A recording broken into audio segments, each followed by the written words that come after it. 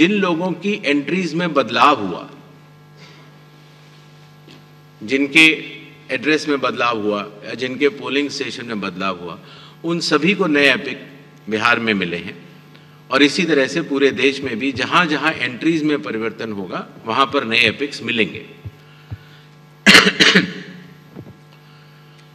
जो मैचिंग और लिंकिंग का प्रश्न पूछा गया, voters.eci.gov.in पे अगर आप जाएंगे तो आप 2002, 2003 और 2004 की मतदाता सूची को स्वयं देख सकते हैं। BLO भी स्वयं देख सकता है।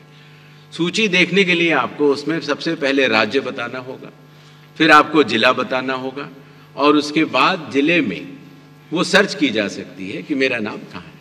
इसीलिए अगर आप दिल्ली में हैं और आपके अगर माता पिता यूपी के रहने वाले थे, मान लीजिए लखनऊ के रहने वाले थे, तो आपको उधर जाना है यूपी पर, फिर लखनऊ बटन दबाना है, फिर माता पिताजी को वहाँ सर्च कर लेना है और आपको लिंक का वो बटन दबा देना है। इतनी सरल प्रक्रिया उसको हमारे IT डिपार्टमेंट ने बनाई है।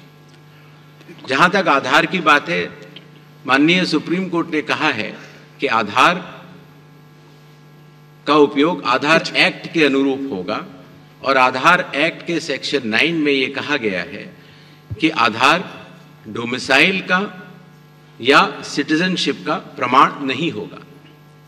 जहाँ तक जन्म तिथि की बात है, उसके ऊपर भी माननीय सुप्रीम कोर्ट के कई आदेश हैं जहाँ पर कि ये कहा गया कि आधार जन्म तिथि का प्रमाण नहीं है। और इसका ध्यान रखते हुए आधार अथॉरिटी ने अपना नोटिफिकेशन जारी किया और आज भी अगर आप कंप्यूटर से अपना नया आधार डाउनलोड करते हैं तो उसमें लिखा होता है आधार कार्ड पर ही कि आधार कार्ड न तो जन्म तिथि का प्रमाण है, न डोमिसाइल का और न कि नागरिकता का। आधार कार्ड आइडेंटिटी का प्रमाण है और ई-साइनिंग के लिए भी उसका उपयोग हो जाता है। तो आधार कार्ड के बहुत सारे अन्य उपयोग भी हैं। जहां तक वेस्ट बंगाल की बात है, कोई भी गतिरोध नहीं है। संविधान के अंतर्गत सभी संवैधानिक संस्थाएं अपने अपने दायित्व का पालन करती हैं। Election commission special intensive revision करते हुए अपने दायित्व का पालन कर रहा है और इसी तरह से राज्य की सरकारें भी अपने अपने दायित्व का पालन करेंगी।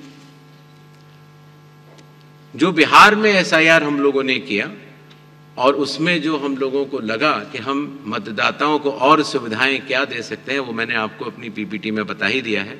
और जून 24 का जो ऑर्डर है वो सिर्फ बिहार के लिए नहीं है, वो पूरे देश के लिए है।